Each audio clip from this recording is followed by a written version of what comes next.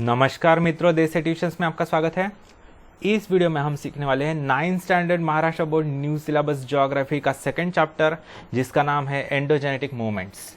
आगे बढ़ने से पहले मेरी आपसे रिक्वेस्ट है कि प्लीज़ मेरे वीडियो को लाइक कीजिए, अपने दोस्तों के साथ भरपूर शेयर कीजिए, कुछ डाउट्स हो तो नीचे कमेंट कीजिए, मेरे चैनल को सब्सक्राइब कीजिए। ठीक है, तो चलिए शुरू करते हैं। Read the following news, observe the photograph and answer the questions. देखिए यहाँ पर एक न्यूज़ दी है, वो पढ़नी है और नीचे दिए प्रश्नों के उत्तर देने हैं। Nepal devastated, 2 big tremors, 7.9 Richter scale, 11:40 AM, 6.6 Richter scale, 12:19 PM, epicenter Lamjung, Nepal. Powerful earthquake rocks Nepal, nearly 1,500 killed. Kathmandu, 25 April, PTI. A powerful earthquake measuring 7.9 on Richter scale struck Nepal today. Nearly 1,500 people were killed and over 1,000 people were injured in the disaster. The quake and a series of aftershocks delivered a severe blow to Nepal. The tremors were also felt across vast stretches of east and northeast India. It was also felt in China, Bhutan, and as far as Pakistan and Bangladesh. The earthquake with epicenter at Lamjung, around 80 kilometers northwest of Kathmandu, had its impact in several cities in Bihar, West Bengal, and Uttar Pradesh. The initial report said the tremor measured 7.9 magnitude. It said the quake hit at 11:40 AM local time at a shallow depth of 11 km. There were 17 major aftershocks measuring over 5 in the next 2.5 hours, said an officer of the National Seismological Center. Another aftershock measuring 6.6 hit within 80 minutes of the quake.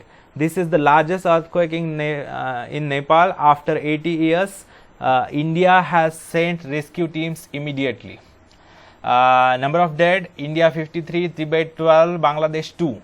Focus 11 km deep.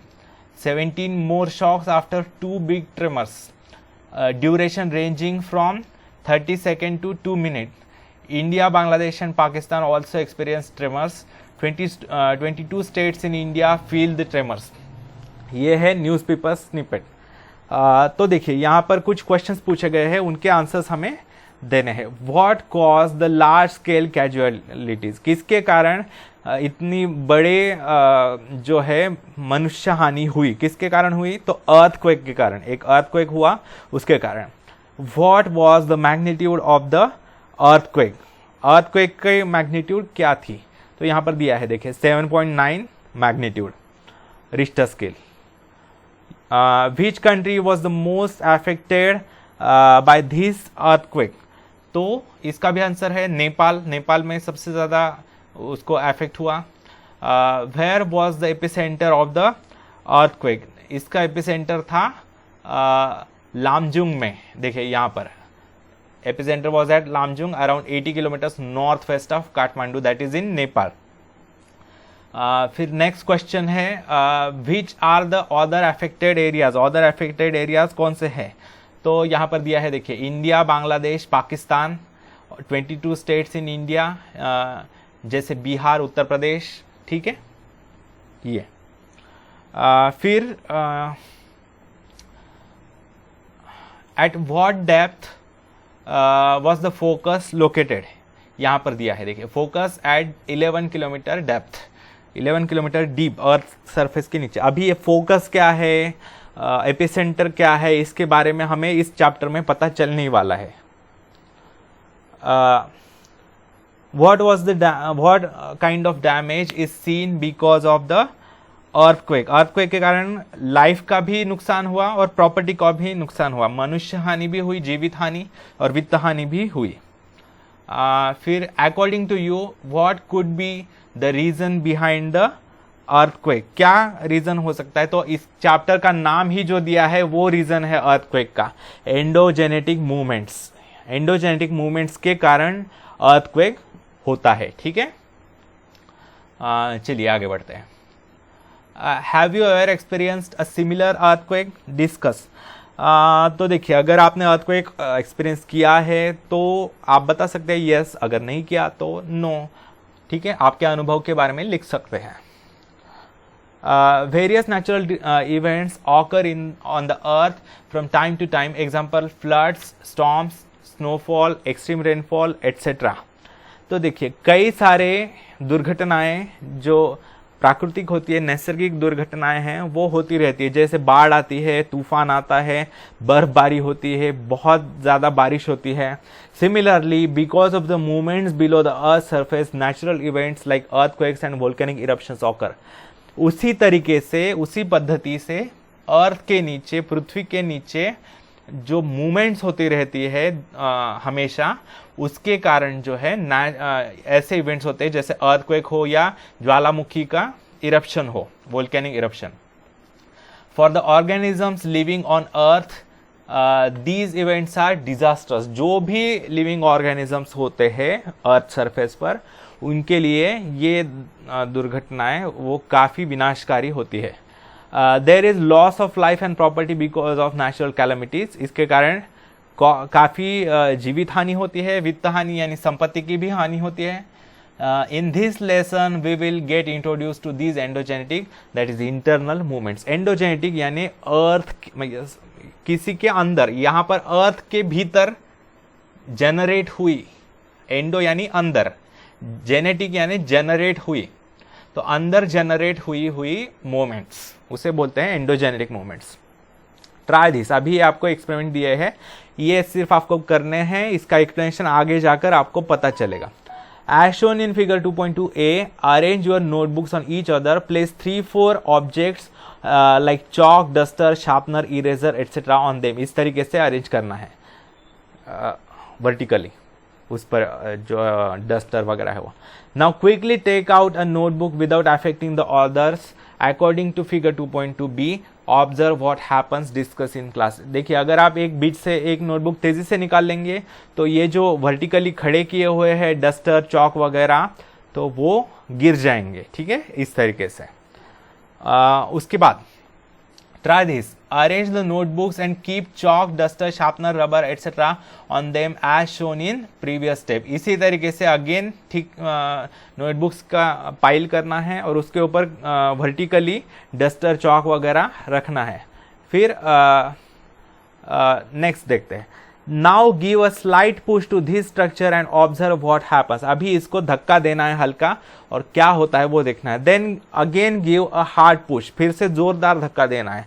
Observe what happens, देखिए अगर थोड़ा सा धक्का दोगे आप तो ये थोड़ा हिलेगा, लेकिन जोरदार धक्का दोगे आप तो ये गिर जाएंगे डस्टर, चौक वगैरह। Observe what happens, carry out a discussion on all these activities, see figure 2.3b। देखिए ये एक एग्जाम्पल हो गया है, समझ लीजिए ये अर्थ सरफेस है और यहाँ ये जो है बिल्डिंग्स है, उस डस्टर वगैरह, चौक वगैरह है जो उसके ऊपर बिल्डिंग्स है। तो जब ऐसे अर्थक्वेक होता है तब धरती हिलती है, तब उसके कारण ये बिल्डिंग्स गिर जाती है। यही हमें डिटेल में सीखना है। Geographical explanation, earthquakes and volcanoes occur because of the instability in the interior of the earth. This instability is created due to the movements occurring in the earth's interior. हमने ये सीखा है कि अर्थ इंटीरियर ऑफ द अर्थ हमने सीखा है कैसा होता है। जो मैंटल होता है अर्थ के सरफेस के नीचे, क्रस्ट के नीचे जो मैंटल होता है वो क्या करता है, वो लिक्विड फॉर्म में होता है और उसके भीतर वेव्स आती रहती है।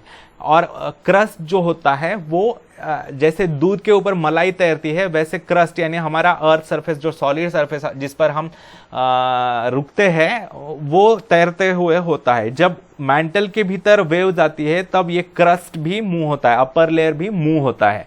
इसके कारण भूकंप होते हैं या बाकी भी कई सारे इफेक्ट्स है वो हम देखेंगे वो होते हैं। This instability is created due to movements occurring in the Earth's interior. ये जो इंस्टेबिलिटी है, अस्थिरता है, वो अर्थ के भीतर जो मूवमेंट्स होती रहती है उसके कारण होती है। Generally the movements in the earth interior occur in the upper layer of the mantle. Mantle जो होता है लिक्विड जो पार्ट होता है अर्थ का क्रस्ट के नीचे, उसके अंदर ये मूवमेंट्स होती रहती है। Tremendous energy is release by radio active materials in the mantle. Radio active materials यानी ऐसे मटेरियल्स, इनका मतलब ग्लॉसरी में दिया है पीछे, उसका मतलब ये है कि जो रेडिएशन छोड़ते हैं, जो हेवी एटम्स होते हैं, वो अपने अंदर से इनविजिबल रेज छोड़ते हैं जो काफ़ी पेनेट्रेटिव होते हैं, यानी वो मेटल्स की शीट से भी पास कर सकते हैं, हमारे बोन्स के अंदर से भी पास कर सकते हैं। इतने पावरफुल जो रेज होते हैं उन्हें कहते हैं रेडिएशंस, और ऐसे रेडिएशंस छोड़ने वाले मटेरियल को कहते हैं रेडियो एक्टिव मटेरियल्स। तो ऐसी बहुत ज़्यादा एनर्जी जो है रेडियो एक्टिव मटेरियल्स जो अर्थ के मैंटल में होते हैं उनके द्वारा रिलीज की जाती है। These energy waves travel from one place to another. ये जो वेव्स होती है वो एक जगह से दूसरे जगह पर ट्रांसफर होते रहती है। Due to such a flow of energy instability is cause in the mantle. ऐसे एनर्जी फ्लो के कारण जो है एक अस्थिरता, इंस्टेबिलिटी डेवलप होती है मेंटल के भीतर। जैसे समुद्र पर जैसे लहरें आती है, जैसे वेव्स आती है, सी वेव्स, उसी तरह के से जो अर्थ के अंदर जो मेंटल होता है लिक्विड फॉर्म में, उसके अंदर भी वेव्स आते रहती है। और जब वो वेव्स बहुत जोरदार होती है तब वो अर्थ क्रस्ट को टकराती है और उसके कारण भूकंप होता है। The movements are classified on the basis of their velocity, direction and the landforms they produced. ये जो मूवमेंट्स है उनमें किस तरीके से क्लासिफिकेशन किया जाता है? एक तो उनकी वेलोसिटी के अनुसार, फिर उनके दिशा, डायरेक्शन के अनुसार, और किस तरह के जमीन वो बाद में बना रहे हैं, उनका परिणाम समाप्त होने के बाद किस तरह की जमीन बन रही है, उसके अनुसार भी इन वेव्स का जो है क्लासिफिकेशन किया जाता है, इन मूवमेंट्स का। देखिए यहाँ पर वोल्केनो दिखाया गया है। ये जो है जमीन के भीतर से लावा निकल रहा है, जो मैंटल होता है लिक्विड वो बाहर निकलता है और वो लावा बन जाता है, और वो सॉलिडिफाई होने के बाद उसका रॉक में परिवर्तन होता है। Classification of internal movements. अभी अर्थ के इंटीरियर में जो भी मूवमेंट्स होती है उनका कौन से प्रकार है वो देखेंगे। Basis of classification movements, first है वेलोसिटी। वेलोसिटी के अनुसार कौन से टाइप्स हो सकते हैं मूवमेंट के वो देखेंगे। A, slow movements occurring continuously like formation of mountains and continents. पहला है स्लो मूवमेंट, धीरे धीरे होने वाली मूवमेंट, ये हमेशा होती रहती है। ये जब हजारों वर्षों तक होते रहती है तब उसका परिणाम जो है उसके बाद पर्वत बनते हैं, कई सारे कॉन्टिनेंट्स बनते हैं, ठीक है। ये जो है बहुत स्लो होते हैं और उनकी मूवमेंट अभी भी होते रहती है। जब हम ये बोल रहे हैं, आप मेरा लेक्चर जब सुन रहे हैं, मैं जब लेक्चर दे रहा हूं, तब भी ये मूवमेंट हो रही है, लेकिन ये बहुत स्लो होती है, उसके कारण हमें उसका एहसास नहीं होता, एक्सपीरियंस नहीं होता। तो ये हजारों वर्षों तक चलती रहती है कंटिन्यूअसली। फिर है B, sudden movements in the form of events like earthquakes and volcanoes. दूसरा है सडन मूवमेंट्स, अचानक होने वाली मूवमेंट्स, फास्ट मूवमेंट्स। तो ये जो है उनका अनुभव कैसे होता है? जैसे भूकंप होते हैं या वोल्केनोज यानी ज्वालामुखी का जब एक्सप्लोजन होता है तब। फिर डायरेक्शन, एक तो हॉरिजॉन्टल मूवमेंट्स है, जैसे जब ऐसे ऐसे मूव करती है वेव्स वैसे, और है अपवर्ड डाउनवर्ड मूवमेंट्स ऐसे, ठीक है। जमीन या तो हॉरिजॉन्टली मूव करेगी ऐसी, या फिर अपवर्ड डाउनवर्ड मूव करेगी, ऊपर नीचे। फिर लैंडफॉर्म्स, जिस तरीके के लैंडफॉर्म्स बनाते हैं, यानी पर्वत बना रहा है या कॉन्टिनेंट बना रहा है वगैरह, उसके अनुसार भी टाइप्स है। ए है कॉन्टिनेंट बिल्डिंग, जैसे जिनसे कॉन्टिनेंट्स बनते हैं अलग अलग, जैसे एशिया कॉन्टिनेंट बना है, साउथ एशिया जो है हमारा इंडियन सब कॉन्टिनेंट वो बना है वगैरह।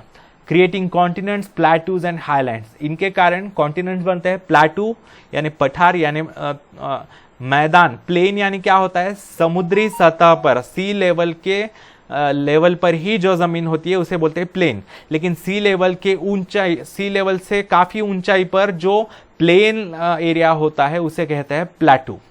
फिर हाईलैंड्स यानी ऊंचाई भरी जमीन, ये सब कॉन्टिनेंट बिल्डिंग मूवमेंट से होता है। और बी है माउंटेन बिल्डिंग, जैसे फोल्डिंग या faulting.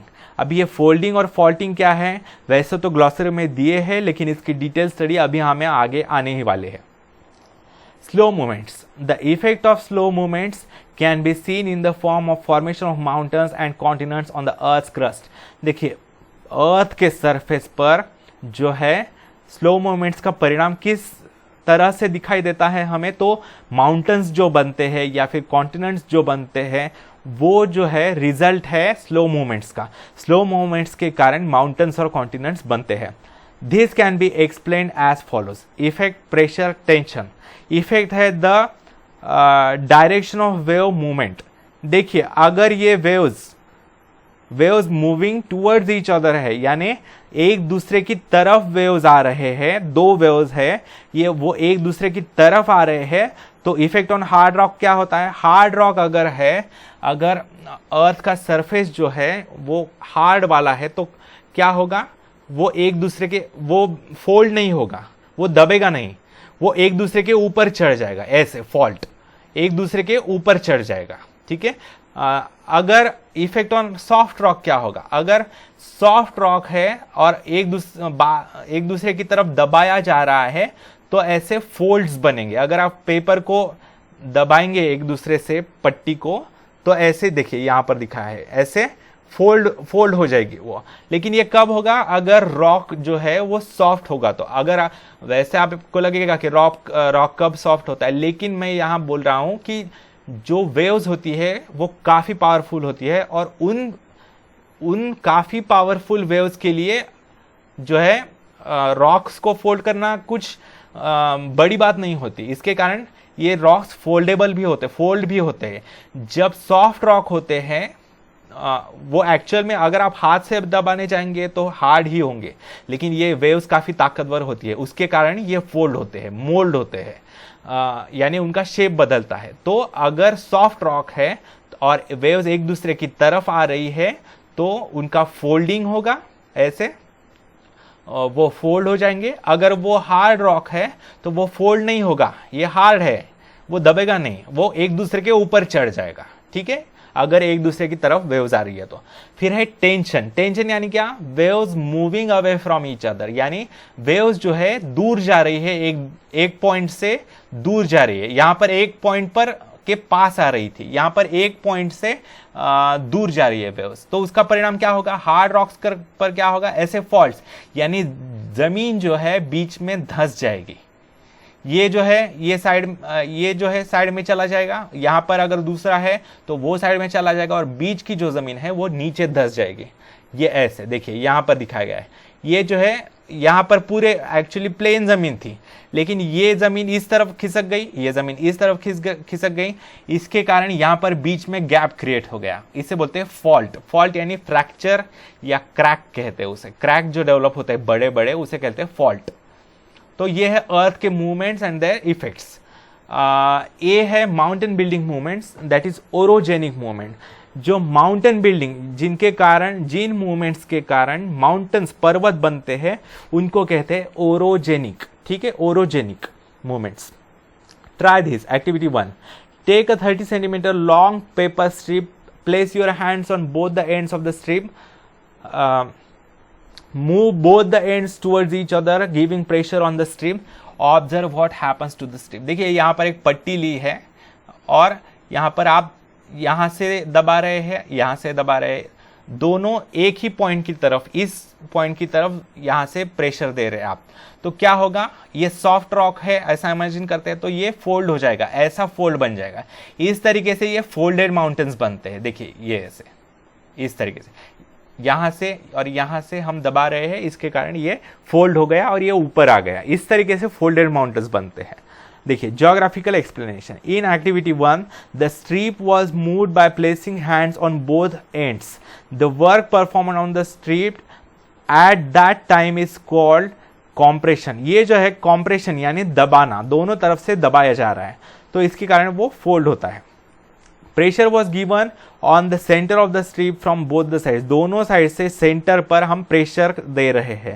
As a result the strip moves and folds are form. इसके कारण स्ट्रिप जो है सेंटर की तरफ मूव होती है, आसपास के स्ट्रिप भी, और ऊपर ऊंचा ऐसा टीला बन जाता है, फोल्ड बन जाता है। Similarly due to pressure on the earth crust movements are generated and folds are form. देखिए इसके कारण फोल्ड्स बनते हैं, फोल्ड माउंटेन्स बनते हैं। Fold mountains, energy is transferred from the interior of the अर्थ। धरती के अंदर से एनर्जी आती है, मेंटल में जो वेव्स आते हैं उनके कारण, और उसके कारण जो है क्रस्ट पर प्रेशर पड़ता है। Because of these energy waves and pressure working towards each other and in horizontal direction the layers of the soft rocks form folds. एक दूसरे की तरफ, एक ही पॉइंट की तरफ अगर दो दिशाओं से वेव्स आ रही है तो सेंटर में जो सॉफ्ट रॉक है, अगर सॉफ्ट रॉक है तो उसका फोल्ड हो जाएगा, वो फोल्ड होकर ऊपर आ जाएगा, इसके कारण फोल्डेड माउंटेन्स बनते हैं। If the pressure is very high, large scale folds are formed and their complexity increases. तो ऐसे ये प्लेन जमीन है, ऐसा इमेजिन कीजिए, और दोनों तरफ से दबाव आ रहा है, इसके कारण ये जमीन ऊपर आ रही है, फोल्ड हो रही है। देखिए ऐसे फोल्डिंग। तो अगर प्रेशर मल्टीपल डायरेक्शन से है तो वो फोल्डिंग भी कॉम्प्लेक्स होगी, ठीक है। As a result the surface of the earth gets uplifted and fold mountains are form. इसके कारण अर्थ सरफेस जो है, जिस पॉइंट पर वेव्स अलग अलग दिशा से आ रही है उस पॉइंट पर वो ऊपर आ जाएगी जमीन, ठीक है, ठीक है। इसके कारण फोल्डेड माउंटेन्स बनते हैं। The Himalayas, the Aravallis, the Rockies, the Andes, the Alps are the major fold mountains of the world. See figure 2.6a and B and figure 2.7। देखिए यहाँ पर फोल्ड माउंटेन्स दिखाए गए हैं कैसे बनते हैं। देखिए ये है फोल्ड माउंटेन्स। मैंने डिस्क्रिप्शन में एक लिंक शेयर की है, वहां पर ये उस वीडियो क्लिप में दिखाया गया है कि हिमालय माउंटेन कैसे बना, तो वो उस पर आप क्लिक करके देख सकते हैं। देखिए इंडियन सब कॉन्टिनेंट जो था वो पहले रेस्ट ऑफ एशिया से, बाकी एशिया से अलग था, जुड़ा हुआ नहीं था एशिया से इंडिया।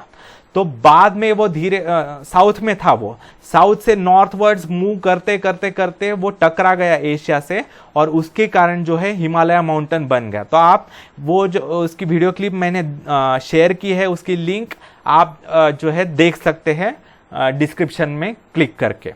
तो देखिए ये है फोल्ड माउंटेन्स दिखाए गए हैं। देखिए ऐसे, ये देखिए ये image of Himalayas and adjacent areas. ये जो है ये हमारा इंडियन सब कॉन्टिनेंट है और ये एशिया है, रिमेनिंग ऑफ एशिया। तो ये पहले इनसे अलग था, यहाँ पर समुद्र था यहाँ पर, और ये जो है यहाँ पर था, और वो मूव करते करते करते करते यहाँ पर जोरदार टक्कर हो गई, और इसके कारण यहाँ का रॉक सॉफ्ट था, इसके कारण यहाँ पर फोल्डेड माउंटेन बन गया, जो इतना पूरा ऐसा बन गया है हिमालयास के रूप में, ठीक है। देखिए next, try this activity 2। Take a long strip of thin paper, hold one end of the paper in your right hand, hold the other in your left hand, pull both the ends away from each other, observe what happens to the paper strip. देखिए यहाँ पर एक paper strip लेने को बोला है, paper की पट्टी, और ये लेफ्ट हैंड और राइट हैंड में पकड़ना है। राइट हैंड एक तरफ खींचना है, लेफ्ट हैंड को दूसरी तरफ खींचना है। इसके कारण क्या हो जाएगा, टेंशन यानी तनाव बढ़ेगा इस पेपर स्ट्रिप में। जब वो हद से ज्यादा बढ़ जाएगा, लिमिट के बाहर हो जाएगा, तब पेपर स्ट्रिप फट जाएगी। यानी ऐसे ही जमीन का होता है, अगर ये वेव्स एक पॉइंट से दूर जा रही है, ये इस तरफ जा रही है वेव्स खींच रही है, और दूसरी वेव इस तरफ खींच रही है, तो जमीन क्या होती है, जमीन पर भी टेंशन आता है, तनाव उत्पन्न होता है उसमें, और जमीन जो है फट जाती है, यानी फॉल्ट क्रिएट होता है, यानी क्रैक्स बनते हैं, फ्रैक्चर्स बनते हैं। इसके कारण वहां पर एक खाई बन जाती है। जब ये कब होता है, जब जमीन या रॉक जो है वो हार्ड हो, जब हार्ड रॉक होता है तब ये होता है। Geographical explanation. In activity 2, tension is created when you pull both the ends away from each other. Similarly, when movements occur in opposite direction to each other, tension generated and faults are formed in the earth's crust.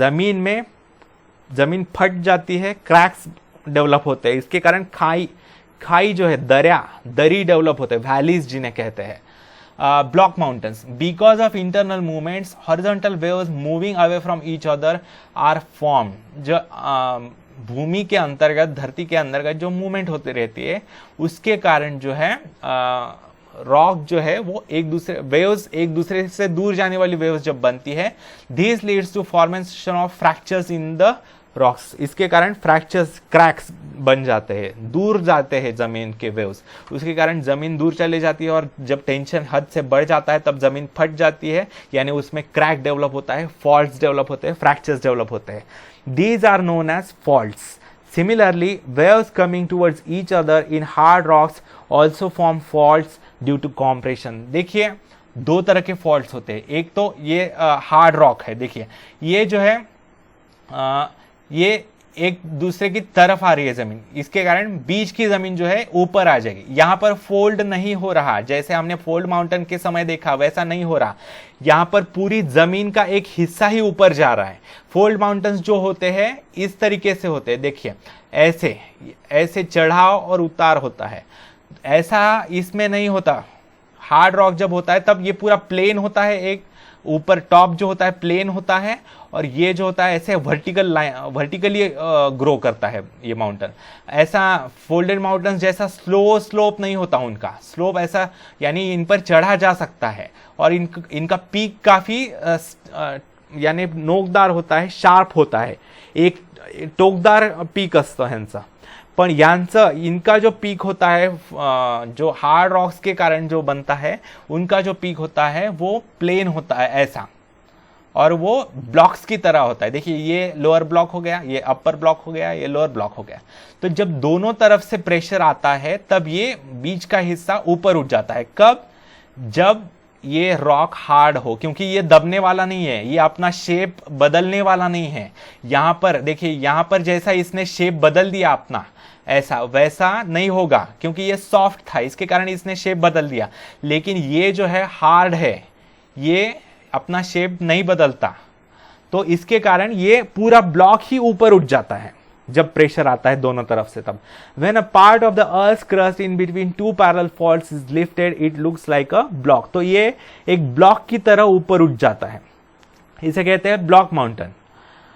See figure 2.9a, such a landform is known as block mountain.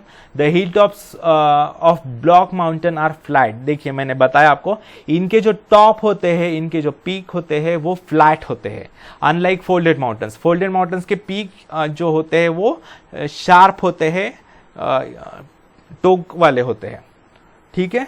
तो इनके जो peak होते हैं block mountains के, जो hard rocks के कारण बनते हैं, वो फ्लैट होते हैं, ठीक है। In the early stages they do not have any peaks.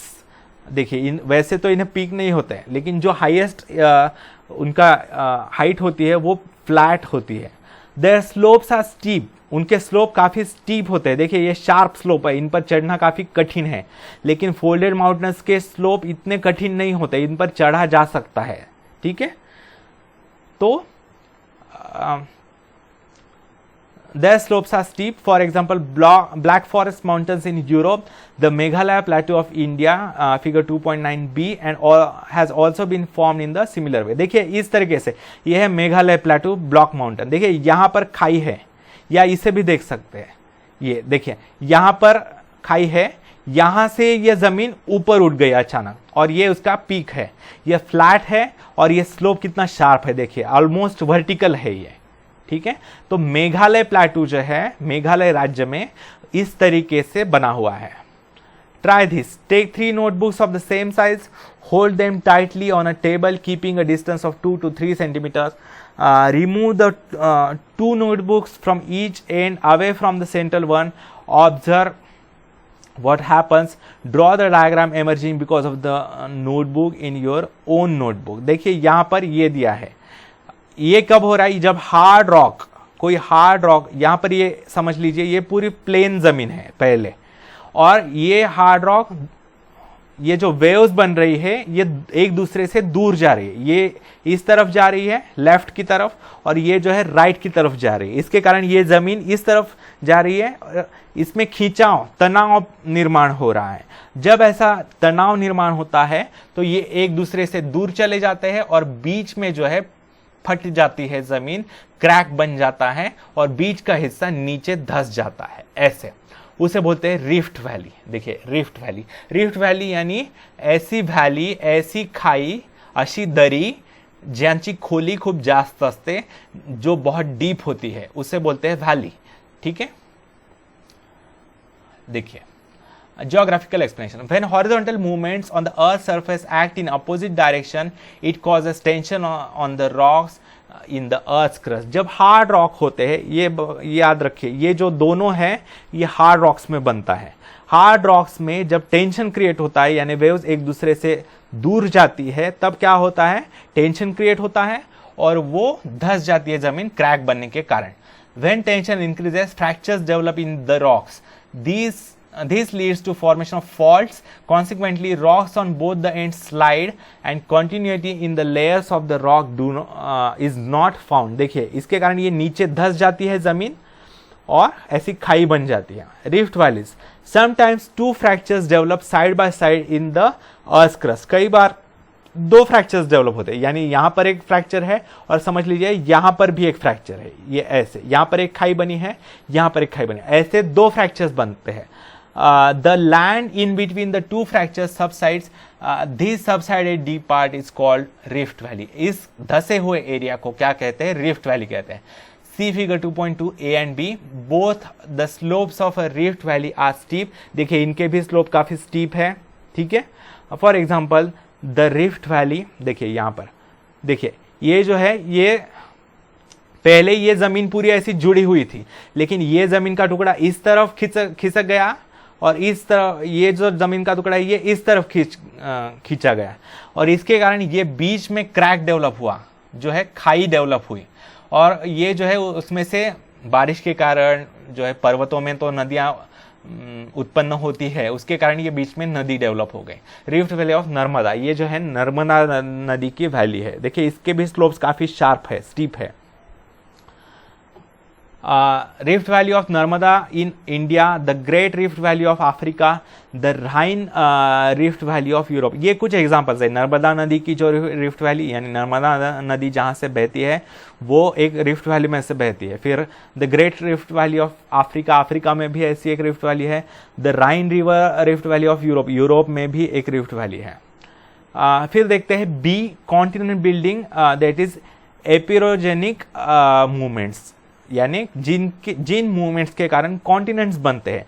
देखिए वैसे तो कॉन्टिनेंट किसे कहते हैं? जो सी लेवल से, समुद्री सतह से थोड़ी ऊंचाई पर, समुद्र के ऊपर जो जमीन है. हम आज अभी जमीन पर क्यों है? यहां पर पानी क्यों नहीं है? क्योंकि वो समुद्र के लेवल से थोड़ी ऊंचाई पर है. अगर वो समुद्र से थोड़ी नीची लेवल पर होती तो समुद्र अंदर आ जाता और वो पानी जमीन को कवर कर देता. लेकिन ये जमीन जो है ऊंचाई पर है थोड़ी सी. ये ऊंचाई पर कैसे आई? ये कॉन्टिनेंट कैसे बने? तो इन कॉन्टिनेंट बनाने वाली मूवमेंट्स को कहते हैं कॉन्टिनेंट बिल्डिंग मूवमेंट्स या epeirogenic movements. Slow movements occur towards the centre और from earth centre towards the earth crust. देखिए अर्थ के सेंटर से जो है slow movements occur towards the centre और from the earth centre towards the earth crust. देखिए मैं यहां पर दिखाता हूं. ये है अर्थ का इंटीरियर.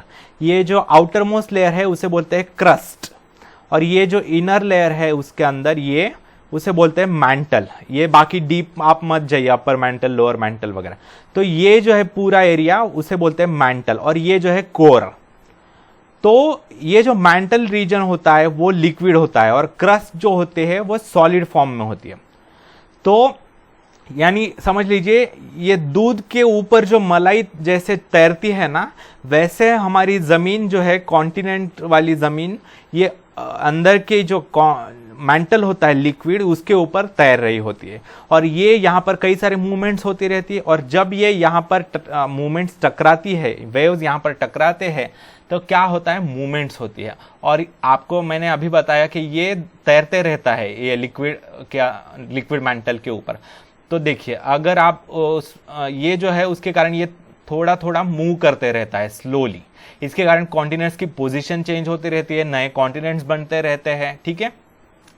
तो देखिए because of these movements a vast part of the earth crust is uplifted और गेट सबसाइडेड. यानी इन मूवमेंट्स के कारण अर्थ के भीतर जो मूवमेंट्स होती है उसके कारण क्या होता है? अर्थ क्रस्ट जो अपर लेयर है अर्थ का, जो मलाई जैसा होता है, वो या तो मैंटल यानी समुद्र से ऊपर चला आता है या फिर समुद्र के नीचे डूब जाता है. उसके कारण कॉन्टिनेंट्स बनते या नष्ट होते हैं, बनते या बिगड़ते हैं. नए नए कॉन्टिनेंट बनते या बिगड़ते रहते हैं. लेकिन ये प्रोसेस जो है काफी स्लो होती है. आप पूछेंगे हमने तो कभी नहीं देखा है नया कॉन्टिनेंट बनते हुए, लेकिन ये जो प्रोसीजर है हजारों लाखों वर्षों में बनती है, धीरे धीरे होती है ये बहुत. When the part of the Earth's crust is uplifted above the mean sea level, that is sea level के ऊपर जब आता है, continents are formed. तब कॉन्टिनेंट बनते हैं, यानी जमीन दिखाई देती है हमें। Therefore these movements are called continent building movements, तो इसके कारण कॉन्टिनेंट बनाने वाली मूवमेंट तो continent building movements. Therefore, these movements are called continent building movements. Extensive plateaus can also be formed because of such movements. देखिए इन movements के कारण plateaus यानी थोड़े ऊंचाई पर जो प्लेन सरफेस होता है। देखिए प्लेन किसे कहते हैं मैंने बताया आपको, जो सी लेवल पर होता है, सी लेवल से थोड़ी ऊंचाई पर होता है उसे बोलते हैं प्लेन, लेकिन सी लेवल से काफी ऊंचाई पर यानी ऐसा आप कह सकते हैं कि पहाड़ जिसका सरफेस फ्लैट हो, जहां पर रहना पॉसिबल हो, उसे बोलते हैं प्लेटू। फ्लैट सरफेस वाला ऊपर उठा हुआ हिस्सा उसे बोलते हैं plateau. If the originally continental position of the crust subsides below the sea level, it forms a part of the sea bed. अगर देखिए अगर कोई कॉन्टिनेंट का रीजन, ये जो रीजन है वो अगर समुद्र के नीचे चला जाता है तो क्या बनेगा, वो सी बेड बन जाएगा, समुद्र का तल बन जाएगा, उसके ऊपर समुद्र आ जाएगा। ठीक है, तो इस तरीके से कॉन्टिनेंट बिल्डिंग मूवमेंट्स होती है। तो यहां पर हम रुकते हैं इस वीडियो में। अगर आपको मेरा वीडियो अच्छा लगे तो प्लीज मेरे वीडियो को लाइक कीजिए, अपने मित्रों के साथ भरपूर शेयर कीजिए, कुछ डाउट्स हो तो नीचे कमेंट कीजिए, और दोस्तों प्लीज सब्सक्राइब कर दीजिए, ये फ्री है क्योंकि बहुत से लोग सब्सक्राइब नहीं करते। प्लीज यार आप सब्सक्राइब कर दीजिए, इससे मोटिवेशन मिलता है। ठीक है, थैंक यू, आपका दिन शुभ जाए।